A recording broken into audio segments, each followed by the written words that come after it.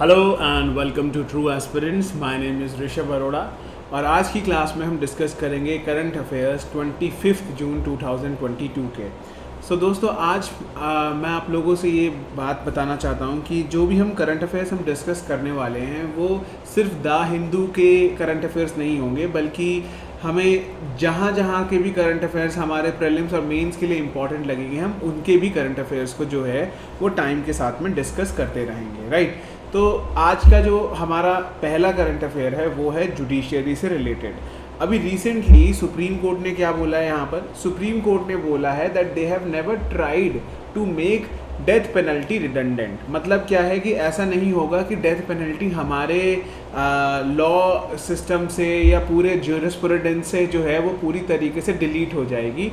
Rather वो ये कहते हैं, मतलब ये एक तरीके से इंडिकेट करने की कोशिश कर रहे हैं कि डेथ पेनल्टी के अभी भी ऐसे कुछ केसेस हैं जो वो कंसिडर कर सकते हैं। मतलब अभी भी ऐसे कुछ केसेस हैं जिनमें डेथ पेनल्टी सुप्रीम कोर्ट आगे जाकर दे सकता है। अब आपको यहाँ पर ये समझना है कि इस आर्टिकल से हमारे लिए यूपीएससी प्रीलिम्स एग्जामिनेशन में क्वेश्चन कैसे आ सकता है। तो अगर आप देखोगे क्लास तो आपको नज़र आएगा कि आज की तारीख में जो यूपीएससी प्रीलिम्स क्वेश्चन पूछ रहा है वो फैक्चुअल बेसिस पे कम पूछ रहा है, रादर वो पूछ रहा है general understanding of the law के ऊपर। जैसे अभी यूपीएससी ने क्वेश्चन पूछ लिया एडवोकेट्स के बारे में कि जो गवर्नमेंट के लॉ ऑफिसर्स हैं उनको हम कुछ और बोलते हैं और जो कॉर्पोरेट लॉ ऑफिसर्स होते हैं वो कुछ और बोलते हैं। तो ये किसी आपको किताब में नहीं मिलेगा, रादर ये सारी चीज़ें हमें जनरल रीडिंग से मिलती हैं अपने न्यूज़पेपर की। तो अगर आपसे कोई पूछे कि भाई इंडिया में कोई लॉ है डेथ पेनल्टी को लेकर, तो बहुत से स्टूडेंट जो हैं वो वहाँ पर फंबल करना स्टार्ट कर देंगे। मतलब वो सोचेंगे कि यार ऐसा हमें नहीं पता है कुछ कि डेथ पेनल्टी को लेकर क्या है। तो आज मैं आपको उन्हीं सब चीज़ों के ऊपर जो है वो लेकर आने वाला हूँ, दैट इज़ कि इंडिया में डेथ पेनल्टी का स्टेटस जो है वो क्या है। 1955 से पहले 1955 से पहले डेथ पेनल्टी जो था वो रूल था और लाइफ इम्प्रिजनमेंट एक एक्सेप्शन था। मतलब सपोज किसी ने एक बहुत हीनियस क्राइम करा है, बहुत ही बुरा और दर्दनाक क्राइम करा है, तो उसके उस केस में ज़्यादातर हमें देखने को मिलता था कि कोर्ट जो है वो डेथ पेनल्टी दे देते थे। लेकिन जैसे ही क्रिमिनल प्रोसीजर या सीआरपीसी में एक अमेंडमेंट हुआ 1955 में, तब लाइफ इम्प्रिजनमेंट को लेकर आया गया। लाइफ इम्प्रिजनमेंट को मतलब ज़्यादा यहाँ पर कोर्ट जो हैं वो उसके ऊपर लीन होने लगे। लेकिन यहाँ पर कोर्ट्स के पास में चॉइसेस भी आ गई और कोर्ट्स के पास चॉइसेस आ गई कि कोर्ट्स के पास एक लिबर्टी है, या तो वो उनको डेथ पेनल्टी देंगे या उनको लाइफ इम्प्रिजनमेंट देंगे। लेकिन 1955 से पहले सीआरपीसी में जब अमेंडमेंट नहीं हुआ था तो डेथ पेनल्टी ही दी जाती थी। और आपको क्या समझना है, section 354 sub clause 3 of the CrPC 1973 ये बोलता है कि कोर्ट्स को ये लिखना होगा ऑन द रिकॉर्ड कि वो यहाँ पर the courts are required to state reasons in writing for the awarding the maximum penalty। तो वो उनको रीज़न बताना होगा कि वो आप उनको मैक्सिमम पेनल्टी क्यों देना चाहते हो। और अब ये भी बोला गया है कि अब सिचुएशन हैज़ बीन रिवर्स, अब लाइफ सेंटेंस रूल है और डेथ पेनल्टी एक्सेप्शन है, राइट। अब आपको और चीज़ें समझनी है कि कौन कौन जो है वो यहाँ पर डेथ पेनल्टी दे सकता है। देखो आपको पता है कि एक कोर्ट ऑफ सेशंस होता है। इस कोर्ट ऑफ सेशन में क्रिमिनल जज बैठते हैं जो क्रिमिनल जो भी क्राइम हुआ है उसको रिजॉल्व करते हैं, उनके ऊपर वो अपनी ज्यूरिस्प्रूडेंस जो है वो रखते हैं। लेकिन आपको ये पता होना चाहिए कि जब कोई भी डिस्ट्रिक्ट में एक कोर्ट ऑफ सेशंस जो है वो यहाँ पर डेथ पेनल्टी दे देता है, वो डेथ पेनल्टी एग्जीक्यूट नहीं होगी unless it is approved by the jurisdictional high court. तो जैसे सपोज मध्य प्रदेश के किसी डिस्ट्रिक्ट कोर्ट ने किसी को कैपिटल पनिशमेंट बोल दी कि इनको आप फांसी लटका दो, तो जब तक मध्य प्रदेश का हाई कोर्ट इसको अप्रूव नहीं करेगा तब तक वो डेथ पेनल्टी एग्जीक्यूट नहीं करी जा सकती। No death sentence impose by trial court can be executed unless the punishment is confirmed by the high court too. तो मतलब हाई कोर्ट का बहुत बड़ा रोल है डेथ पेनल्टी की कन्फर्मेशन में। तो डिस्ट्रिक्ट कोर्ट्स यहाँ पर नहीं कर सकते हैं, राइट। तो ये सारी चीज़ें आपको पता होनी चाहिए। अब यहाँ पर हम बात करते हैं मेंस के बारे में कि यूपीएससी अगर डेथ पेनल्टी के बारे में पूछे तो आपसे वो पूछ सकते हैं कि what are the arguments in the favour of the death penalty and what are the arguments against the death penalty. तो arguments against the death penalty में क्या है भाई, रेट्रीब्यूशन, राइट। रेट्रीब्यूशन का मतलब क्या है कि पहले अगेंस्ट के बारे में बात करते हैं कि जो भी कैपिटल पनिशमेंट को अपोज करते हैं, मतलब कैपिटल पनिशमेंट का मतलब है कि एक इंसान को जान से मार दो, राइट। तो कैपिटल पनिशमेंट को जो अपोज करते हैं मतलब वो ये मानते हैं कि retribution is immoral. Retribution is more of like कि वेंजियंस, कि जैसे बोलते हैं ना an eye for an eye will make the whole world blind. तो इसमें क्या है कि जैसे आपने मेरी आंख में चोट मारी तो मैं भी आपकी आंख में चोट मारूंगा। ये महात्मा गांधी की स्टेटमेंट है दैट, क्योंकि ये जो लिखा हुआ है ना एन आई फॉर एन आई, ये एक हामुराबी कोड में लिखा हुआ है, राइट। लेकिन महात्मा गांधी ने क्या कहा कि अगर हम हर कोई एक दूसरे की आंख को नोचता रहेगा तो पूरी दुनिया एक टाइम पे अंधी हो जाएगी आकर, राइट। आपने मुझे मारा, मैं आपको मारूंगा, फिर आपने मुझे मारा, मैं आपको और तेज़ी से मारूंगा। This is retribution, this is more of like a vengeance. तो अगर जैसे सपोज किसी का मर्डर होता है, अब कोर्ट कह देता है कि इस पर्सन ने बहुत ही हीनियस क्राइम करा है, so now we are going to award him death penalty. तो आपने भी तो उसकी जान ले ली, एक this is more of like a retribution only. आपने भी तो एक तरीके से सैनिटाइज वर्जन में उसका वेंजियंस ले लिया। तो कैपिटल पनिशमेंट जो है ना वो आप देखोगे, हमारा जो लॉ है, हमारा गवर्नेंस सिस्टम है, उसका मेन पर्पस क्या है कि हम लोगों को रिफॉर्म कर सकें। लेकिन जब लोग ही नहीं रहेंगे तो हम रिफॉर्म किसको करेंगे। तो capital punishment does not rehabilitate the prisoner because prisoner will die only, the prisoner will not return back to the society. लेकिन कुछ लोग इसके ऑपोजिट में भी मानते हैं, वो कहते हैं कि प्रिजनर्स नेवर रिहैबिलिटेट।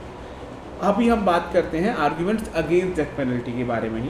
तो प्रिजर्वेशन ऑफ ह्यूमन लाइफ, तो एक ये भी है कि कैपिटल पनिशमेंट से हमें ये तो पता चल जाता है कि एक अप्रोप्रिएट पनिशमेंट दे दी, लेकिन हम देखते हैं कि we are not preserving the human life, मतलब this will go against that, right. Similarly बहुत सी सुप्रीम कोर्ट जजमेंट भी यही बोलती हैं कि हमारे पास कैपिटल पनिशमेंट के अलावा भी बहुत से ऑल्टरनेटिव्स हैं जिससे कि हम यहाँ पर हमारी सोसाइटी को रिफॉर्म कर सकते हैं और क्रिमिनल को सफ़र करवा सकते हैं, एक डेटरेंस क्रिएट करवा सकते हैं। ना अब हम पढ़ते हैं arguments in favour of death penalty. Death penalty क्यों देनी चाहिए, क्योंकि जब आप कभी भी किसी टॉपिक के बारे में पढ़ोगे ना तो क्लास आपको ये चीज़ ध्यान रहनी चाहिए कि आपका व्यू जो है ना वो दोनों तरफ होना चाहिए। कभी भी एक को लेकर आप एक्सट्रीम पॉइंट पे मत जाना, क्योंकि क्या होता है ना कि जब आप एक एक्सट्रीम पॉइंट पे आ जाते हो तो एक बायस व्यू बन जाता है कि हाँ वो बिल्कुल ठीक है या फिर वो बिल्कुल गलत है। आपके पास दोनों के रीजंस होने चाहिए, फेवर में भी और अगेंस्ट में भी, राइट। तो ये चीज़ थोड़ी ध्यान रखना। Retribution, one of the key principles of the retribution that people should get what they deserve in proportion to the severity of their crime। मतलब क्या है कि जिस तरीके का क्राइम किसी इंडिविजुअल ने करा है उसको उसी तरीके की सज़ा मिलनी चाहिए, ये प्रिंसिपल ऑफ रेट्रीब्यूशन कहता है। तो मतलब जिसने गलत करा है उसके साथ भी गलत होना चाहिए, right. More of like a karma principle. ना एक है डेटरेंस। डेटरेंस का मतलब क्या होता है, जैसे अगर हम सब एक क्लास में बैठे हुए हैं और कुछ बच्चे पीछे बैक बेंचेस पे बहुत ज़्यादा शोर कर रहे हैं, टीचर को मॉक कर रहे हैं, तो उन बच्चों को ठीक करने के लिए I have to give them a very strong punishment, जिससे कि एक डेटरेंस क्रिएट हो जाए क्लास के अंदर। डेटरेंस का मतलब क्या है, जैसे मैं बोलूँगा कि आप अब 7 दिन के लिए स्कूल से सस्पेंड हो गए या क्लास से सस्पेंड हो गए, तो शायद उन बच्चों को बहुत खुश लगेगा कि अच्छा है यार टीचर ने छोड़ दिया हमें, हमारे तो वैसे भी इनका मन नहीं था क्लास में आने का। लेकिन जो बच्चे सीरियस होंगे उनके मन में एक डर बैठ जाएगा कि अगर हमने भी शोर करा तो शायद हम भी सस्पेंड हो सकते हैं। तो अगर कोई किसी ने किसी लड़की का रेप करा या किसी ने किसी का मर्डर करा, तो अगर हम उसको कैपिटल पनिशमेंट दे देते हैं तो बाकी लोग मे भी इन सब चीज़ों से शायद थोड़ा डरने लगेंगे। तो this is called creating a deterrence. Now closure, अब बहुत से लोगों को ना क्या होता है कि क्लोजर नहीं मिलता। क्लोजर का मतलब क्या है कि वो कभी भी एक इंसिडेंट अपनी लाइफ में क्लोज नहीं कर पाते क्योंकि उनको लगता है कि जस्टिस नहीं हुआ। अब यहाँ पर आपको नज़र आएगा कि जैसे एक जेसिका लाल करके लड़की थी, the person who murdered Jessica Lal in cold blood, मतलब एक तरीके से क्या था कि जेसिका लाल ने किसी को ड्रिंक्स ऑफर नहीं करी या ड्रिंक्स नहीं दी due to some timings, the person murder her, right. एक एमएलए या एमपी का लड़का था, उसने उसका मर्डर कर दिया। The person who murdered Jessica Lal got imprisoned, उसको जेल हुई 10 से 15 साल तक, लेकिन वो 15 साल बाद जेल से छूट गया। प्रॉब्लम क्या है कि लोग इन सब चीज़ों को एक्सेप्ट नहीं कर पाते हैं। व्हेन लोगों का मानना ये है कि if my family person has died you should also die, तो people are not able to accept this, so that's Y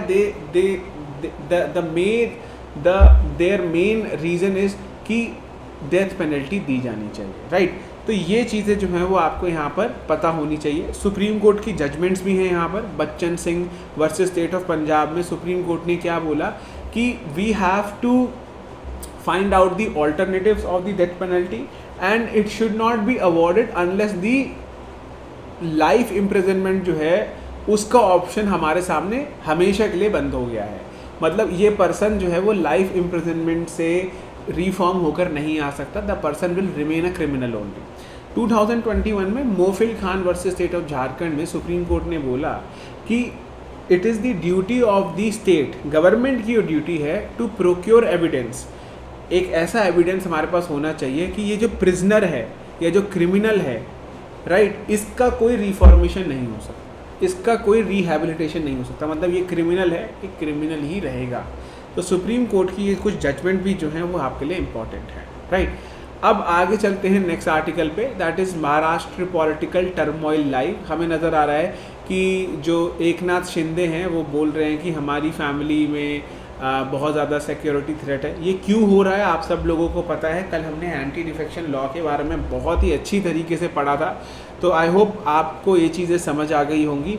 हमारे लिए ये टॉपिक इम्पॉर्टेंट नहीं है, इसका कॉन्टेक्स्ट इम्पॉर्टेंट है कि ये क्यों हो रहा है। तो एंटी डिफेक्शन लॉ का एनालिसिस आपको अच्छी तरीके से पता होना चाहिए। जो आर्टिकल थोड़े पॉलिटिकली रिलेटेड होते हैं उनको अवॉइड कर सकते हैं। नेक्स्ट है हमारा US supreme court overturns landmark Roe versus Wade ruling on abortion right. अभी रिसेंटली सुप्रीम कोर्ट में 6:3 की जजमेंट आई है। 6 जजेस ने ये बोला है कि जो एबॉर्शन है वो स्टेट्स अब डिटरमाइन करेंगे। पहले ये था कि एबॉर्शन जो है वो एक वुमेन का अपना राइट था। कुछ इन्होंने यहाँ पर आर्ग्यूमेंट दिए हैं कि एबॉर्शन का कोई भी यहाँ पर रेफरेंस नहीं दे रखा है कॉन्स्टिट्यूशन में, लेकिन आपके लिए ये इम्पॉर्टेंट कहाँ से है, इंडियन कॉन्टेक्स्ट में। तो इंडिया में एबॉर्शन राइट्स क्या हैं और बाहर इंटरनेशनल लेवल पर ह्यूमन राइट डेवलपमेंट क्या हो रहे हैं, ये आपको पता होना चाहिए। तो अभी क्लास हम पढ़ेंगे कि हमारी कंट्री में एबॉर्शन राइट्स क्या हैं। हमारी कंट्री में एबॉर्शन जो सबसे पहली बार लीगल हुआ वो हुआ 1971 में। ना इस एक्ट के अंदर हमें ये पता है कि एबॉर्शन प्रोवाइड करा जा सकता है but at the discretion of the medical provider. मतलब क्या है कि ये जो एक्ट है ये 1971 में, इसमें रिसेंटली कुछ अमेंडमेंट्स भी हुए हैं। अभी मैं आपको पुराना एक्ट के बारे में बता रहा हूँ। अगर जो डॉक्टर हैं वो बिल्कुल सेटिस्फाइड हैं कि हाँ एबॉर्शन करवाने की मैं परमिशन दे रहा हूँ, अदरवाइज मेडिकल प्रोवाइडर के बिना जो है वो यहाँ पर एबॉर्शन नहीं हो सकता था। तो यहाँ पर क्या था कि एबॉर्शन अप टू 20 वीक्स। तो ये 20 वीक्स क्या है, foetus, life of the foetus. तो अगर 20 वीक्स हो गई है या 20 वीक्स से कम है तो एबॉर्शन अलाउड है, अदरवाइज एबॉर्शन नहीं अलाउड है। मेन पर्पस क्या था एबॉर्शन राइट्स का कि हमारी कंट्री में MMR रेट जो है वो हम डिक्रीज़ करेंगे, मैटरनल मोर्टेलिटी रेशो या मैटरनल मोर्टेलिटी रेट। इसमें क्या होता है कि जनरली क्या होता है कि the women those who are not well nourished to give a birth to a baby, there are chances that जैसे ही वो बर्थ देंगी बेबी को, the women will die from brain haemorrhage, क्योंकि बॉडी में ब्लड का लॉस जो है वो बहुत ज़्यादा हो जाता है, क्लॉटिंग नहीं होती है। तो इसी के लिए यहाँ पर लेकर आया गया। And to control the population from unintending pregnancy, the pregnancy which is not intended, it has been due to failure of a contraceptive or because of the lack of use of contraceptives। तो ये कुछ चीज़ें हैं जो हमारी country में abortion rights की need थी। अब आपको ये पता होना चाहिए कि हमारी कंट्री में गवर्नमेंट ने क्या क्या ऐसे स्टेप्स लिए हैं जिससे कि सेफ एबॉर्शंस हम इंश्योर कर पा रहे हैं। तो गवर्नमेंट प्रोवाइड करती है safe and comprehensive abortion care services to women in the health facilities. तो ये एक मिशन है RMNCH+A, reproductive maternal new born child and adolescent health programme, जो कि नेशनल हेल्थ मिशन के अंडर ही है। देन गवर्नमेंट आशा वर्कर्स के थ्रू भी यहाँ पर काउंसलिंग करवाती हैं वुमेन्स की, और पोस्ट एबॉर्शन केयर के बारे में कि कैसे जो है वो अपने आप को मेंटली फिट रख सकते हैं। देन गवर्नमेंट ने कुछ NGOs को भी यहाँ पर सर्टिफिकेट दे रखा है so that they can provide facility for comprehensive abortion care services. Government pregnancy detection kit भी देती है जिससे कि वुमेन जो है वो अपनी प्रेगनेंसी को अर्ली डिटेक्ट कर ले, 20 वीक्स या 24 वीक से पहले कर ले, right. Similarly recently medical termination of pregnancy amendment act भी लेकर आया गया, जिसमें इसमें 20 वीक्स को एक्सटेंड करके 24 कर दिया गया है। एक बार आप इसको फिर से पढ़ना, medical termination of pregnancy act को, ये हमारे एग्जामिनेशन के लिए बहुत ज़्यादा इंपॉर्टेंट है क्योंकि 2021 का है ये करंट अफेयर, तो चांसेस है कि 2023 में आ सकता है। और अब रो वर्सेस वेड जो सुप्रीम कोर्ट में जजमेंट ओवरटर्न हुई है वो 50 ईयर्स पुरानी जजमेंट है। 1973 के पास रो वर्सेस वेड जजमेंट आई थी जिसमें एबॉर्शन राइट्स दे दिए गए थे सारे वुमेन को। अब यहाँ पर अमेरिका में क्या होगा कि स्टेट्स डिटरमाइन करेंगे कि एबॉर्शन होगा या नहीं होगा। अब इसमें अलग अलग व्यू हैं। जो अमेरिकन प्रेसिडेंट हैं वो कह रहे हैं कि ये बिल्कुल ट्रैजिक मोमेंट है हमारे यहाँ पे, लेकिन अमेरिका के जो फॉर्मर प्रेसिडेंट हैं डोनाल्ड ट्रंप वो इस चीज़ को लेकर बहुत खुश हैं। तो इसके अलग अलग व्यूज़ हैं सबके। अब अगर मैं आपसे बात करूं तो ये 2019 का UPSC का प्रीलिम्स का क्वेश्चन है। देखो अमेंडमेंट हुआ 2017 में, लेकिन क्वेश्चन पूछा गया 2019 में। तो इसलिए आपको पता होना चाहिए कि जो ये मैटरनिटी बेनिफिट अमेंडमेंट एक्ट पूछा जा चुका है, तो आपसे यहाँ पर ये भी पूछा जा सकता है कि medical termination of pregnancy amendment act के जो फीचर्स हैं वो 2023 के प्रीलिम्स में पूछे जा सकते हैं। तो इन सब चीज़ों का बहुत ध्यान रखना है आपको ना। अब इसका ये क्वेश्चन आपको पता है क्या है, आंसर इसका है ओनली C। इसको एक बार आप पढ़ना, समझना क्या चीज़ें हैं क्या नहीं है वो आप कर सकते हो, राइट। आगे चलते हैं। Extending free food grain for poor beyond September not advisable on fiscal ground. ये कौन कह रहा है? एक्सपेंडिचर डिपार्टमेंट, जो डिपार्टमेंट खर्चा करता है, ये मिनिस्ट्री ऑफ फाइनेंस के अंडर आता है। आपके लिए क्या इंपॉर्टेंट है, हमारी गवर्नमेंट ऐसा कितना पैसा खर्च रही है फूड सब्सिडी के ऊपर, और नेशनल फूड सिक्योरिटी एक्ट 2013 जो है उसके क्या सेलिएंट फीचर्स हैं। फूड सब्सिडी जो है वो गवर्नमेंट देती है, सेंट्रल गवर्नमेंट, और बजट बनाया जाता है department of food and public distribution के द्वारा। ये जो department of food and public distribution है, यहाँ पर ये क्या करता है, ये कुछ प्रोग्राम्स को यहाँ पर रन कर रहा है, जैसे टारगेटेड पब्लिक डिस्ट्रीब्यूशन सिस्टम जो कि 1997 में लेकर आया गया था। गवर्नमेंट जो है वो MSP पे फार्मर से क्रॉप्स को खरीद कर अपना बफर स्टॉक बनाती है। ये बफर स्टॉक जो है वो हमारी कंट्री के रिक्वायरमेंट्स को मीट करता है जब हमारे यहाँ पर ड्राउट, वॉर जैसी कंडीशंस आती हैं।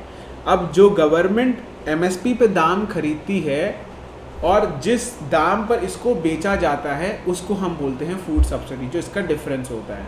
जैसे मैं आपसे 100 रुपये का सामान खरीद के आगे जाकर 20 रुपये का बेच दूँ तो उसका जो कॉस्ट है वो मेरे लिए सब्सिडी है, मैंने वो सब्सिडी दी है। तो मैंने आपसे 100 रुपये का चावल ख़रीदा और उसको 20 रुपये में जाके बेच दिया तो मुझे 80 रुपये का लॉस हुआ। इस लॉस को हम बोलते हैं subsidy of the government, right. तो फार्मर से जो गवर्नमेंट खरीदते हैं, जैसे गवर्नमेंट जो खरीदता है फार्मर से, वो खरीदता है ऐसे जैसे चावल या गेहूँ, तो वो खरीदा जाता है कुंटल के भाव से। Quintal means 100 kg, right. तो आप ये सोचो कि गवर्नमेंट ने बोला कि हम जो चावल खरीदेंगे वो खरीदेंगे 1700 पर क्विंटल के हिसाब से। तो 1700 को आप डिवाइड करो 100 से, तो आपको नज़र आएगा कि हमारी गवर्नमेंट 17 रुपये किलो के हिसाब से चावल खरीद रही है। लेकिन यही 17 रुपये किलो चावल गवर्नमेंट PDS या राशन शॉप से 5 रुपये में बेचती है। तो 1 किलो चावल पे गवर्नमेंट को 12 रुपये का घाटा हो रहा है, उसको हम फूड सब्सिडी बोलते हैं। तो अब आपको ये समझना है कि गवर्नमेंट यहाँ पर क्या कह रही है कि भाई हम सितंबर से ज़्यादा इसको हम एक्सटेंड नहीं करेंगे for the poor scheme, right. Government जो बिलो पॉवर्टी लाइन है उनको तो देती ही देती है, लेकिन ये कुछ स्कीम है जो गवर्नमेंट आगे एक्सटेंड नहीं करना चाहती है, राइट। अब कंपोनेंट्स क्या होते हैं यहाँ पर आपको ये भी पता होना चाहिए। गवर्नमेंट जिस दाम पर फार्मर से खरीदती है उसको हम बोलते हैं मिनिमम सपोर्ट प्राइस। जिस दाम पर गवर्नमेंट बेचती है उसको हम बोलते हैं central issue price, CIP, MSP, CIP। ये चीज़ें आपको ध्यान रखनी है। सिमिलरली गवर्नमेंट 2 लाख करोड़ से ज़्यादा की फूड सब्सिडी 1 साल के अंदर देती है, तो ये चीज़ें आपको ध्यान रखनी है क्लास। अभी जैसे आपको नज़र आएगा कि हमने 1,15,000 करोड़ की सब्सिडी दी है 2020 और 21 में, तो ये 2 लाख करोड़ तक जाने के चांसेस हैं 2021 और 22 के अंदर, क्योंकि कोविड की महामारी एंड एवरीथिंग, तो उस समय पे बहुत से लोगों का लाइवलीहुड छिन गया था, तो गवर्नमेंट ने फूड सब्सिडी पे अपना जो है वो ज़ोर ज़्यादा डाला है। तो आप अगर देखोगे कि फूड सब्सिडी हमें नज़र आ रही है कि वो कुछ हद तक कंटिन्यूसली बढ़ी है। अगर आप यहाँ पर देखोगे तो आपको नज़र आएगा कि एक्सेप्ट 2016 और 18 के बीच में यहाँ से लेकर यहाँ तक कंटिन्यूसली फूड सब्सिडी हमें राइज होती हुई मिली है। उसके बाद फिर हमने देखा कि हाँ यहाँ पर गवर्नमेंट थोड़ा सा फिर से इंक्रीज़ होती हुई नज़र आ रही है। अभी भी यहाँ पर हमें और चीज़ें नज़र आती हुई मिलेंगी, राइट। आगे चलते हैं क्लास। नाउ हमें यहाँ पर ये भी डिस्कस करना है नेशनल फूड सिक्योरिटी एक्ट 2013 के बारे में। ये गवर्नमेंट लेकर आई थी सितंबर 2013 में। तभी आपको नज़र आएगा कि सितंबर ही हमारे यहाँ पर पोषण माह या कि पोषण अभियान लेकर आया गया था। तो मेन ऑब्जेक्टिव क्या है नेशनल फूड सिक्योरिटी का? To provide the nutritional security. हमारे यहाँ पर जो ये एक्ट पास करा गया है, ये एक्ट क्या करता है, अब यहाँ पर लोगों को एक लीगल राइट देता है गवर्नमेंट से खाना मांगने का। तो ये केटर करता है 75% of the rural population and around 50% of the urban population. Overall country में अगर आप देखोगे तो 67% ऑफ द पॉपुलेशन जो है वो नेशनल फूड सिक्योरिटी एक्ट के अंडर आ रही है, जो सरकार से खाना सब्सिडी पे लेते हैं। एलिजिबिलिटी किनकी है? Priority house hold. Priority house hold कौन है? ये जो स्टेट डिटरमाइन करती है कि इन लोगों को खाना मिलना चाहिए सब्सिडी पे।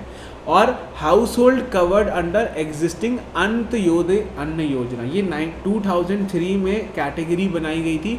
इन लोगों को थोड़ा एक्स्ट्रा फूड दिया जाता है because they are very backward as compare to below poverty line people, right. तो इसमें क्या प्रोविजंस हैं कि we will be giving 5 kg of food grain per person at 3 rupees, 2 rupees और 1 रुपीज़ पर kg। देखो राइस जो है वो 3 रुपीज़ पे दिया जाता है, कोर्स ग्रेन्स जो हैं वो 2 रुपये किलो पे दिए जाते हैं। गवर्नमेंट खरीदती है ना 17 रुपये पर kg के हिसाब से, 18 रुपये पर kg के हिसाब से। तो गवर्नमेंट को 15 रुपीज़ पर kg का नुकसान भी देखने को मिलता है, राइट। तो गवर्नमेंट यहाँ पर मील भी फ्री में प्रोवाइड करती है फॉर 14 ईयर्स ऑफ एज के बच्चों के लिए। 6,000 पे प्रेग्नेंट और लैक्टेटिंग वुमेन को भी देती है। एक चीज़ यहाँ पर ये भी है कि वुमेन को head of the house hold माना जाता है नेशनल फूड सिक्योरिटी एक्ट के अंदर। तो ये कुछ चीज़ें जो हैं वो आपको ध्यान रखनी है। अभी आपको और भी पता होना चाहिए कि मैं क्यों पढ़ा रहा हूँ। UPSC ने 2018 में ये क्वेश्चन पूछा नेशनल फूड सिक्योरिटी एक्ट के अंदर कि the families coming under the category of below poverty line only are eligible। only मैंने अभी ये भी तो बोला ना आपको, प्रायोरिटी हाउस होल्ड, अंत्योदय अन्न योजना, तो ये तो गलत ही हो जाएगा। तो ऐसे जो है वो आपको समझना है कि आपको अपने चीज़ों को एलिमिनेट भी करना होगा। The eldest woman in household of age 18 or above shall be the head of the household for the purpose of the issuance of the ration card। ये स्टेटमेंट बिल्कुल ठीक है, लेकिन अभी हमारे पास 2 एक ही जगह पर है, तो ये हमारा आंसर 2 ऐसे आ जाएगा, राइट। तो आपको ये पता होना चाहिए कि क्लास एलिमिनेशन अभी भी काम करता है। बहुत से स्टूडेंट्स इस चीज़ को पैनिक क्रिएट कर रहे हैं कि 2022 के प्रीलिम्स में हमें नज़र आया कि यहाँ पर वो नहीं होता एलिमिनेशन अभी भी चलता है, लेकिन कुछ एक्सटेंट तक रिड्यूस हो गया है, राइट। लेकिन तब भी हम क्वेश्चंस को लॉजिकली सॉल्व कर सकते हैं। अभी हम आते हैं, RBI will not allow jerky movements of rupee. तो अभी रिसेंटली क्या हो रहा है कि रुपी में बहुत ज़्यादा नी जर्क मूवमेंट्स नज़र आ रहे हैं। नी जर्क मतलब अभी रुपी 75 का चल रहा था in exchange to dollar, right. अगर आप $1 दोगे तो आपको 75 रुपीज़ मिलेंगे। लेकिन जब रुपी डेप्रिशिएट हो गया, मतलब अब आपको क्या है कि $1 को ख़रीदने के लिए आपको ज़्यादा देने पड़ेंगे। पहले क्या होता था कि अगर आपको $1 ख़रीदना है तो आपको 75 रुपीज़ देना होगा, राइट। लेकिन अभी रुपी डेप्रिशिएट हो गया है, मतलब रुपी की वैल्यू डॉलर में कम हो गई है। तो अभी मुझे ₹1 78 रुपीज़ का मिलेगा, मुझे ₹3 एक्स्ट्रा देने पड़ेंगे $1 को ख़रीदने के लिए। तो रुपी की वैल्यू डाउन हो गई है। तो अभी यहाँ पर रुपये की वैल्यू डाउन इसलिए होती जा रही है क्योंकि क्रूड ऑयल का प्राइस जो है वो $120 से ऊपर चला गया था, अभी 110 के आसपास हवर कर रहा है। $120 से ऊपर जब क्रूड ऑयल चला गया तो हमारी कंट्री जो है वो 85% क्रूड ऑयल अपना इंपोर्ट करती है। तो क्रूड ऑयल ख़रीदने के लिए भी हमें डॉलर चाहिए, क्योंकि सऊदी अरेबिया या कोई और भी कंट्री जो है वो सिर्फ़ और सिर्फ डॉलर में ही हमें क्रूड ऑयल बेचती है। उनका कुछ एग्रीमेंट हो रखा है 1960s से ही, राइट। तो अभी यहाँ पर आपको क्या समझना है कि आरबीआई क्या बोल रहा है कि हम अलाउ नहीं करेंगे कि रुपये में इतनी जर्की मूवमेंट आ रही है। तो अब आप करोगे क्या? आपको सबसे पहले यहाँ पर ये पता होना चाहिए कि रुपये में क्या जर्की मूवमेंट आई है। तो मैंने आपको बता दिया, क्रूड ऑयल के बढ़ने की वजह से रुपये का जो दाम है वो घटता जा रहा है। इसका एक बहुत सिंपल सा एक्सप्लेनेशन है। अभी डिमांड और सप्लाई का प्रिंसिपल आई होप आप लोग समझते होंगे। अब आप ये सोचो कि जैसे अगर आप किसी अपने रिलेटिव के घर में रोज़ जाने लगोगे तो आपकी इज्जत वहाँ पर कम हो जाएगी, राइट। सिमिलरली अगर आप किसी करेंसी को बार बार डिमांड करते रहोगे तो उसकी वैल्यू इंक्रीज हो जाएगी, राइट। लेकिन अगर किसी की क्वांटिटी लिमिटेड है तो उसकी वैल्यू इंक्रीज हो जाती है। लेकिन अगर किसी की क्वांटिटी बहुत ज़्यादा एबंडेंट है, उसका जो प्राइस है वो मार्केट में गिर जाता है। तो अभी हम क्या कर रहे हैं, हमें डॉलर ख़रीदना है क्योंकि हमें क्रूड ऑयल ख़रीदना है। तो हम क्या करते हैं, करेंसी बैंक में जाकर डॉलर ख़रीदते हैं। तो मैं रुपया दूंगा और डॉलर ले लूँगा। तो मैं क्या कर रहा हूँ, डॉलर की डिमांड बढ़ा रहा हूँ और रुपये को दिया जा रहा हूँ। तो मार्केट में रुपए की सप्लाई बढ़ रही है लेकिन डॉलर की अवेलेबिलिटी कम होती जा रही है, क्योंकि डॉलर मैं ले रहा हूँ करेंसी बैंक से।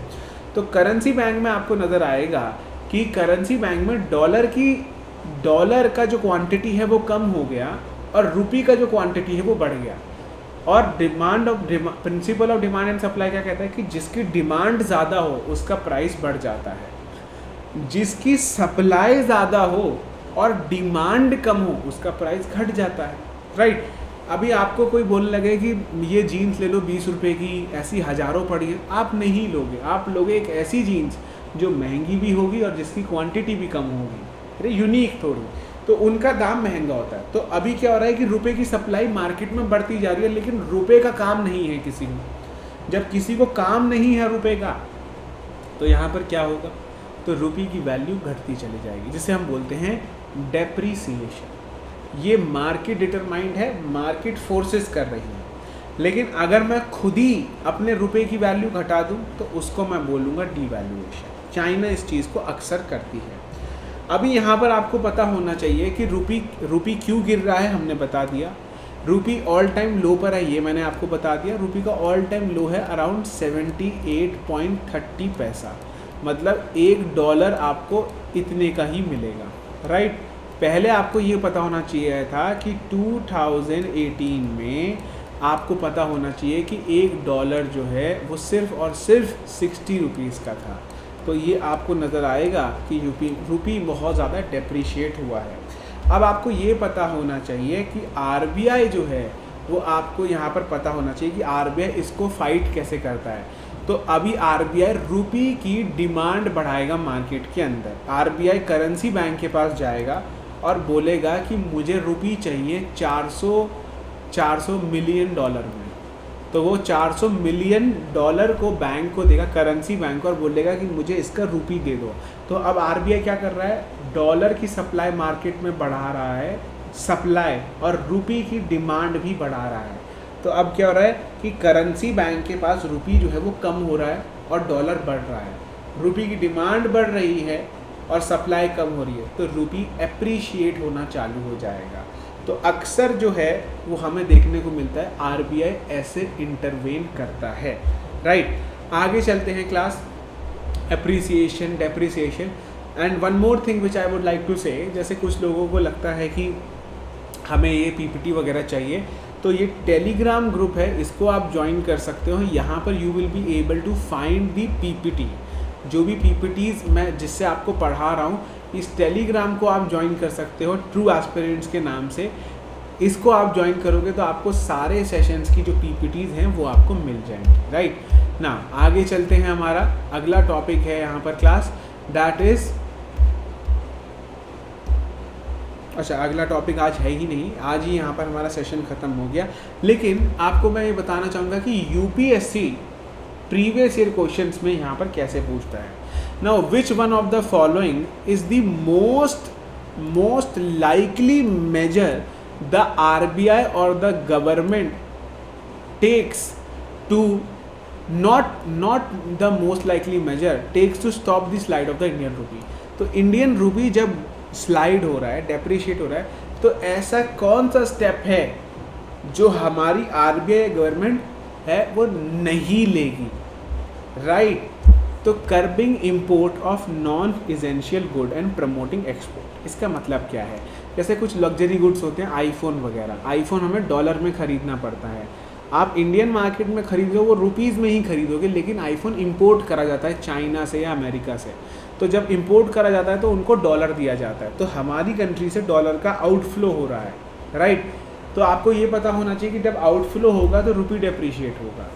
अब इंडियन बोरोवर्स को हम एनकरेज करें मसाला बॉन्ड्स में, अपने मसाला बॉन्ड्स इशू करने के लिए। मसाला बॉन्ड्स इंडियन बॉन्ड्स होते हैं, तो उससे क्या होगा कि अगर मैं किसी बाहर की कंट्री से बोरो कर रहा हूँ तो मैं इंडियन रुपी में ही कर रहा हूँ। तो ये एक ऐसे स्टेप है जो गवर्नमेंट लाइकली लेगी रुपी के स्लाइड को रोकने के लिए। क्या गवर्नमेंट नहीं लेगी, वो है expansionary monetary policy. Expansionary monetary policy का मतलब होता है government is going to reduce the interest rate, and when the government is going to reduce the interest rate, what is going to happen, people will get more money in their hand। जब लोगों के हाथ में ज़्यादा पैसा आ जाएगा, then the spending will also increase, which might lead to over consumption of some goods, और उसकी वजह से रुपी और स्लाइड हो सकता है, राइट। तो इसलिए following an expansionary monetary policy is the most likely major जो गवर्नमेंट कभी नहीं लेगी। आई होप मेरा पॉइंट आप लोगों को क्लियर होगा। आज की क्लास में इतना ही। अगर कोई भी डाउट है तो please mention in the comment section. हम फिर से मिलेंगे एक नए टॉपिक के साथ में संडे को, और मंडे से हम वापस से अपने करंट अफेयर्स को स्टार्ट करेंगे। Thank you.